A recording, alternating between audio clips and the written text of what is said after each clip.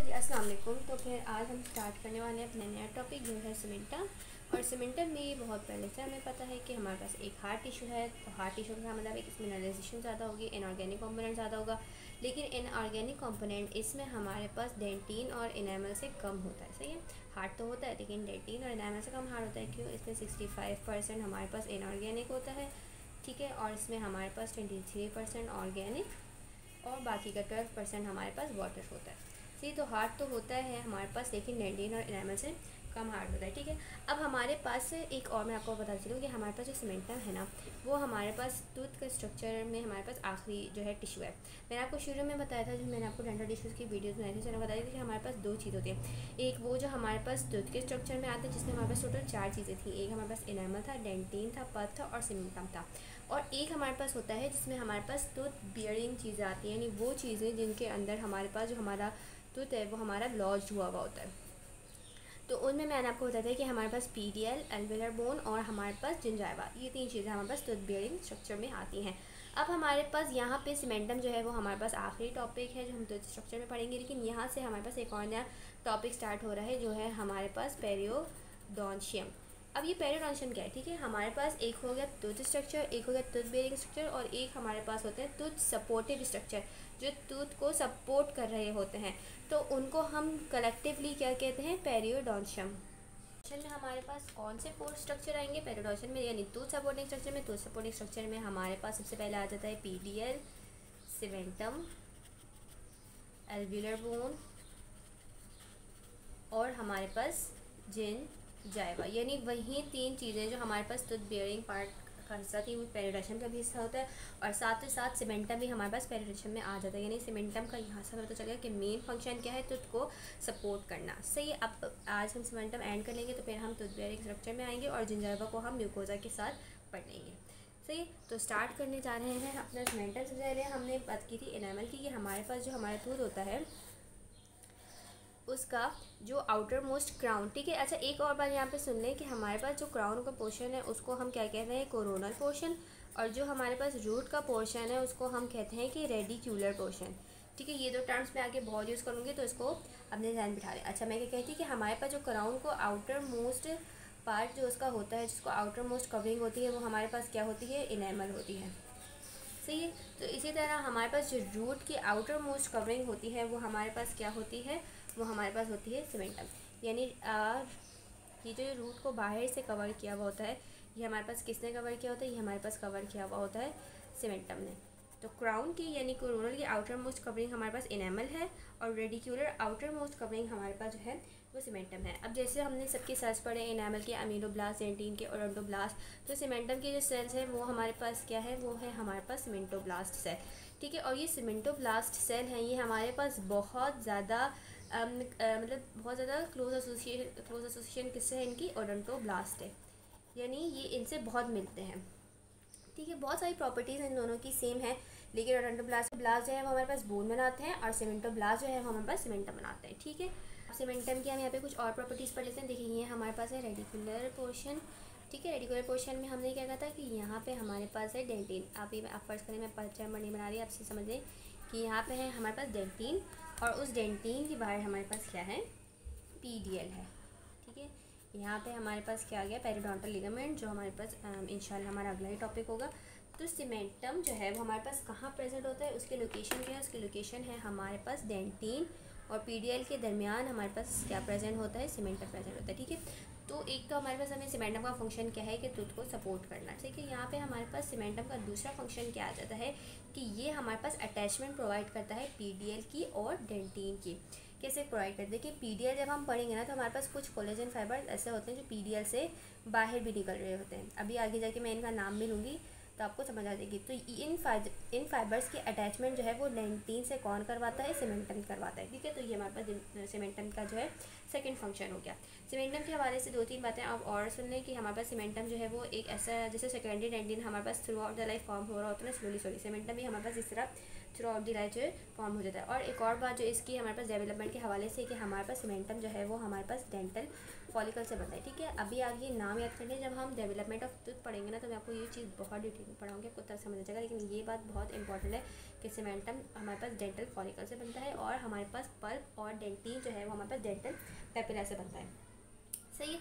एक और इम्पॉर्टेंट बात, हमारे पास जो सीमेंटम है ना वो हमारे पास मतलब डेड एक टिश्यू होता है, क्योंकि इसमें हमारे पास कोई नर्व इनर्वेशन नहीं होती, यानी ये एवेस्कुलर टिश्यू होता है, यानी कोई नर्व्स और वेजल्स जो है वो हमारे पास यहाँ पर नहीं होती। तो यहाँ पे अगर नर्व्स वेजल्स होंगे तो इसका मतलब है सेंसिटिविटी नहीं होगी, यहाँ पे कोई चीज़ डिटेक्ट ही नहीं हो पाएगी, सही। सीमेंटम का कलर हमारे पास पेल येलो होता है, और वही बात आ गई कि हमारे पास ये जो है डेंटिन और इनेमल से लेस मतलब हार्डर होता है, सही है। ये हमारे पास आ गई कुछ सीमेंटम की प्रॉपर्टीज़। अच्छा, सीमेंटम में हमारे पास जो मोस्ट इंपॉर्टेंट चीज़ है ना वो है हमारे पास सीमेंटम की क्लासिफिकेशन, ठीक है। क्लासिफिकेशन और क्लासिफिकेशन के हिसाब बेसिस पे कि वो सीमेंटम हमारे पास रूट पे कहाँ कहाँ प्रेजेंट है, वो चीज़ हमें याद रखना बहुत ज़रूरी है।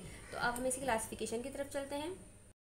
तो अब हम बात करते हैं सीमेंटम क्लासिफिकेशन की, ठीक है। सीमेंटम क्लासिफिकेशन से हम डिफरेंट बेसिस पे करते हैं। जो पहली बेसिस हम पढ़ने वाले हैं यहाँ पे सेल्स, ठीक है, यानी on the basis of presence and absence of cell, ठीक है। तो इस बेसिस पे हमारे पास 2 टाइप्स के सीमेंटम्स हो जाते हैं, ठीक है। पहले हमारे पास आ जाता है ए सेलुलर सीमेंटम एंड सेकेंड हमारे पास आ जाता है सेलुलर सीमेंटम, सही है। तो सेलुलर सीमेंटम हमारे पास जिसमें सेल्स नहीं है, सेलुलर सीमेंटम हमारे पास जिसमें सेल्स हमारे पास मौजूद हैं, और सेल्स वहीं हमारे पास कौन से हैं, सीमेंटोब्लास्ट, ठीक है। तो यहाँ पे बात हो गई ए सेलुलर सीमेंटम। तो यहाँ पे मैंने कहा कि ए सेलुलर सीमेंटम हमारे पास फर्स्ट फॉर्म होता है, तो यानी ये हमारे पास फर्स्ट फॉर्म है, तो हम इसको प्राइमरी सीमेंटम भी कहते हैं, सही है। प्राइमरी सीमेंटम हो गया। अब यहाँ से हमें इसकी लोकेशन नज़र आ रही है कि इसने हमारे पास होल रूट को कवर किया है, ठीक है। तो ये हमारे पास कहाँ प्रेजेंट होता है, होल रूट पे प्रेजेंट होता है, सही है। अब हमारे पास इसी डेवलपमेंट के हवाले से बात करें कि जो हमारे पास ए सेलुलर सीमेंटम है उसकी रेट ऑफ डेवलपमेंट क्या है, स्लो है, रेट ऑफ डेवलपमेंट इसका स्लो है। अब हम आ जाते हैं सेलुलर सीमेंटम के ऊपर, ठीक है। अब हमारे पास जब ए सेलुलर सीमेंटम फॉर्म हो गया, स्ट्रक्चर फॉर्म हो गया, अब वो क्या करेगा, सीमेंटोब्लास्ट फॉर्म करेगा, और फिर वो सीमेंटोब्लास्ट जो है वो हमारे पास सीमेंटम बनाएंगे। ये सीमेंटोब्लास्ट जो सीमेंटम बनाएंगे ये हमारे पास कहाँ, सिर्फ रूट एपेक्स पे होगा, यानी रूट एपेक्स पे जो हमारे पास सीमेंटम मौजूद होगा सिर्फ वो हमारे पास सेलुलर सीमेंटम होगा। तो हमारे पास फर्स्ट फॉर्म तो ये होगा, ये हमारे पास सेकेंड फॉर्म है क्योंकि हमारे पास बाद में बन रहा है। तो अगर हम इसको प्राइमरी कह रहे हैं, हम इसको क्या कहेंगे, हम इसको सेकेंडरी कहेंगे। और इसने तो होल रूट कवर किया हुआ था, इसने सिर्फ किसको कवर किया हुआ है, एपिक्स को। और अगर इसकी रेट ऑफ डेवलपमेंट के हवाले से बात करें तो इसका रेट ऑफ डेवलपमेंट जो है वो हमारे पास फास्ट होता है, यानी ये जल्दी जल्दी डेवलप होता है, ठीक है। अब हम आ जाते हैं कि जब हमारे पास सीमेंटम फॉर्म हो रहा होता है तो इसी तरह जिस तरह हमारे पास इनेमल और डेंटिन में हमारे पास कुछ इंक्रीमेंटल लाइंस नज़र आती हैं, तो हमारे पास सीमेंटम में भी इंक्रीमेंटल लाइंस नज़र आती हैं, लेकिन उन इंक्रीमेंटल लाइंस को हम लाइंस ऑफ सॉल्टर कहते हैं, ठीक है। अब ये हमारे पास ए सेलुलर और सेलुलर सीमेंटम में कैसे कैसे दिखती हैं, ये हमारे पास आ गया सेलुलर सीमेंटम। इसकी इंक्रीमेंटल लाइंस हमारे पास कैसे होंगी, थिक होंगी, मोटी मोटी होंगी, और जब ये मोटी मोटी होंगी तो एक दूसरे से दूर दूर होंगी, सही है। और अगर हम बात करें ए सेलुलर की, कि ए सेलुलर की इंक्रीमेंटल लाइंस कैसी होंगी, थिन होंगी और करीब होंगी, सही है। तो ये हमारे पास इंक्रीमेंटल लाइंस की बात हो गई। और हाँ, एक और बात मैं आपको यहाँ पे बता दूँ कि हमारे पास जो सीमेंटम है बेसिकली उसकी पोजीशन क्या होती है। देखिए, अगर मैं आपको स्टार्टिंग से बताऊँ तो यहाँ पे आ जाए, ये है हमारे पास डेंटिन। डेंटिन के बाद बाहर क्या होता है, हमारे पास एक ग्रैन्युलर लेयर होती है। ये सारी बातें हम डेंटिन में पढ़कर आ चुके हैं। ग्रैन्युलर लेयर के बाद हमारे पास क्या होती है, एक हाइलीन लेयर होती है। देन हमारे पास आता है सीमेंटम, ठीक है। अब जैसे डेंटिन के बाहर हमारे पास एक अनमिनरलाइज्ड लेयर प्रेजेंट है ना, इसी तरह कभी कभार सीमेंटम के बाहर भी हमारे पास एक अनमिनरलाइज्ड और अनकैल्सिफाइड जो है लेयर प्रेजेंट होती है, जिसको हम क्या कहते हैं, प्री सीमेंटम,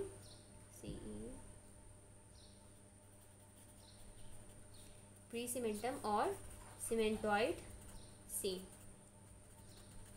ठीक है, जिसको हम प्री सीमेंटम और सीमेंटॉइड सीम भी कहते हैं। तो ये हमारे पास कहाँ प्रेजेंट होती है, हमारे पास सीमेंटम के बाहर प्रेजेंट होती है, लेकिन ये हमारे पास दोनों में प्रेजेंट नहीं होती, ये हमारे पास सिर्फ और सिर्फ कहाँ प्रेजेंट होती है, ये हमारे पास सेलुलर सीमेंटम के बाहर प्रेजेंट होती है। यानी प्री सीमेंटम हमारे पास सिर्फ सेलुलर सीमेंटम के बाहर प्रेजेंट होगा, ये सेलुलर सीमेंटम में मौजूद नहीं होगा।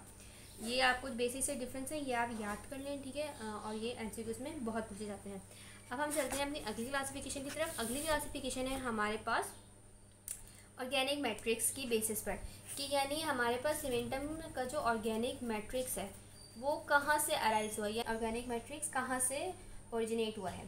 तो इससे हमारे पास दो टाइप्स के सीमेंटम बनते हैं, एक हमारे पास बनता है इंट्रिंसिक सीमेंटम और एक हमारे पास होता है इंट्रिंसिक फाइबर्स, और एक हमारे पास होता है एक्सट्रिंसिक फाइबर्स। ठीक है, अच्छा बात हम किसकी कर रहे हैं, ऑर्गेनिक मैट्रिक्स में। ऑर्गेनिक मैट्रिक्स में हमारे पास सबसे ज़्यादा क्या होते हैं, कोलेजन।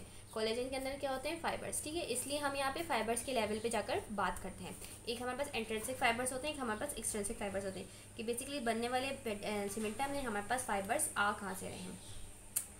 इंट्रिंसिक का अगर हम लोकल मीनिंग देखें तो इंट्रिंसिक की हमारे पास लोकल मीनिंग क्या होती है, इंट्रिंसिक की हमारे पास लोकल मीनिंग होती है कि यानी अपने अंदर से, यानी वो कोई चीज़ अपने अंदर से ही फॉर्म कर रहा है, उसके अंदर इतनी सलाहियत है कि वो इसकी इंट्रिंसिक पावर हो या इस टाइप का कुछ। सही, तो सीमेंटम जब भी ऑर्गेनिक मैट्रिक्स अपने ही सेल्स यानी सीमेंटोब्लास्ट से सिक्रीट करेगा तो उस वक्त जो बनने वाला ऑर्गेनिक मैट्रिक्स या कोलेजन फाइबर्स होगा हम उनको क्या कहेंगे, इंट्रिंसिक फाइबर्स।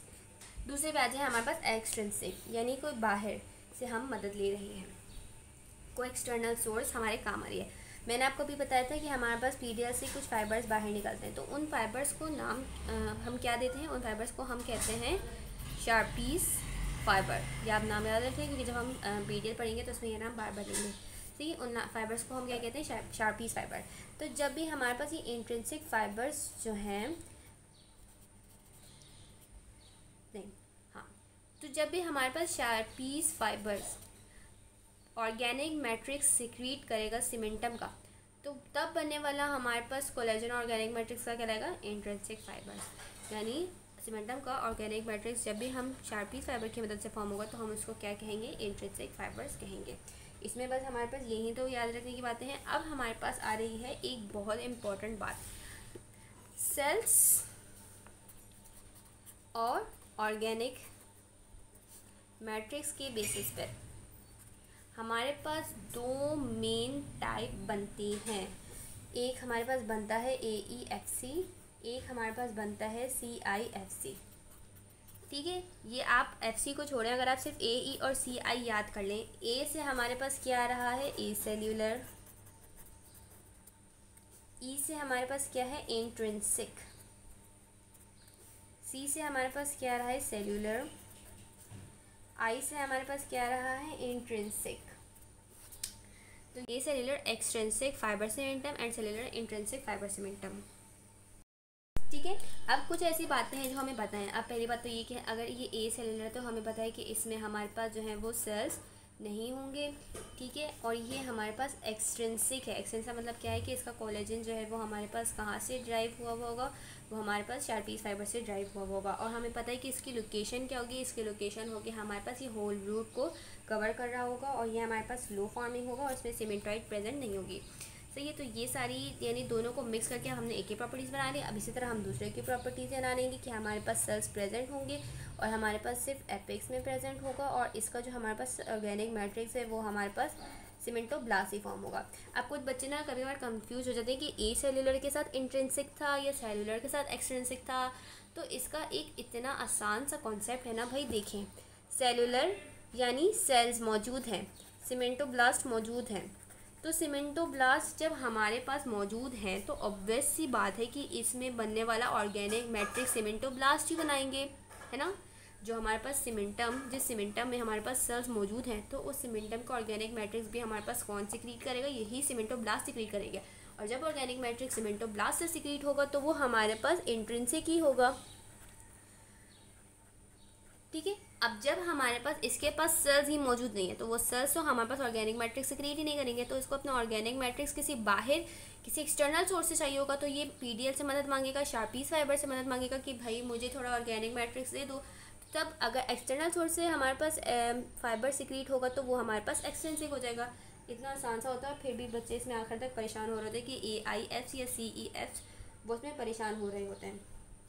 तो ये हमारे पास अब बस आपने इनकी पोजीशंस याद करनी है कि हमारे पास AEFC जो है वो हमारे पास तकरीबन होल रूट में कवर होता है, और CIFC यानी सेलुलर इंट्रिंसिक वो हमारे पास एपिक्स प्रेजेंट होता है। अच्छा, हमारे पास एक और टर्म यूज़ की हुई है सेलुलर सिमेंटम की, कि ये हमारे पास कहाँ मौजूद होता है, ये हमारे पास मौजूद होता है इंटर रेडिकुलर एरियाज़। हाँ भाई, अब ये इंटर रेडिकुलर एरियाज़ क्या है मैं आपको बताती हूँ। तो सबसे पहले आप इस लफ्ज़ पे गौर करें कि यहाँ पे क्या रहा है, रेडिकुलर। मैंने आपको क्या बताया था कि रेडिकुलर हम किस पोर्शन को कहते हैं, रूट के पोर्शन को कहते हैं। और दूसरा लफ्ज़ यहाँ पे क्या लगा हुआ है, इंटर। हमने डेंटिन पढ़ लिया है, डेंटिन में हमने डेंटिनल ट्यूब्यूल्स पढ़ी हैं, उसमें हमने इंटरट्यूबुलर डेंटिन पढ़ा था और एक इंटरट्यूबुलर डेंटिन पढ़ा था। तो इंटरट्यूबुलर डेंटिन मैंने आपको क्या बताया था कि वो डेंटिन जो हमारे पास दो ट्यूब्यूल्स के बीच में प्रेजेंट होगा वो हमारे पास इंटरट्यूबुलर डेंटिन प्रेजेंट होगा। तो इंटर रेडिकुलर एरिया भी वही एरिया होता है जो हमारे पास दो रूट्स के दरमियान प्रेजेंट होता है। तो जो दो रूट्स के दरमियान एरिया प्रेजेंट होता है वो हमारे पास इंटर रेडिकुलर डेंटिन होता है, और यहाँ पे हमारे पास सेलुलर सिमेंटम जो है वो फाउंड होता है। ठीक है, यानी सेलुलर सिमेंटम की जो लोकेशन है वो हमारे पास इंटर रेडिकुलर एरियाज़ में भी आती है एपिक्स के साथ साथ, ये बात याद रखने वाली है। सो ये अब हमारे पास डिफरेंट जगहों पे डिफरेंट मिनरलाइजेशन होती है, डिफरेंट जगहों पे डिफरेंट टाइप से सीमेंटम फॉर्म होते हैं। अब बात जगह हमारे पास ऐसी है कि जहाँ पे हमारे पास सेलुलर और एसेलुलर दोनों आ जाते हैं। ठीक है, यानी वहाँ पे इंट्रिंसिक और एक्सट्रिंसिक फाइबर जो है वो दोनों सीक्रेट हो रहे होते हैं। ऐसा सीमेंटम बनता है जिसमें हमारे पास इंट्रिंसिक फाइबर्स भी होते हैं यानी एक्सट्रिंसिक फाइबर्स भी होते हैं। यानी शार्पीज फाइबर से भी हमारे पास वहाँ पे ऑर्गेनिक मैट्रिक्स सीक्रेट हुआ होता है, और सीमेंटम ब्लास्ट ने भी अपना कॉन्ट्रीब्यूशन किया हुआ होता है सीमेंटम सीक्रेट करने के लिए। तो उस वक्त वहाँ पे जो सीमेंटम फॉर्म होता है हम उसको क्या कहते हैं, हम उसको कहते हैं मिक्स्ड सीमेंटम।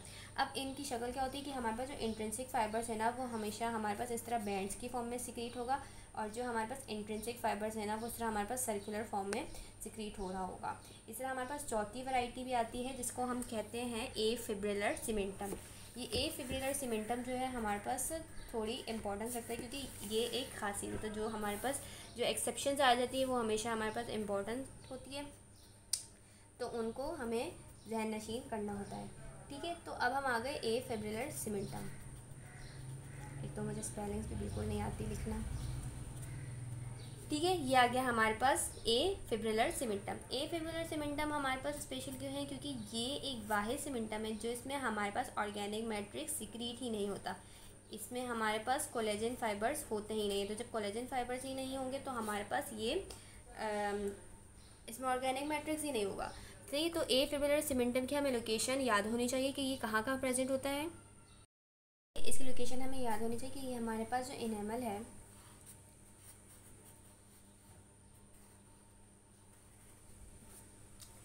ये कहाँ से तूत लग रहा है।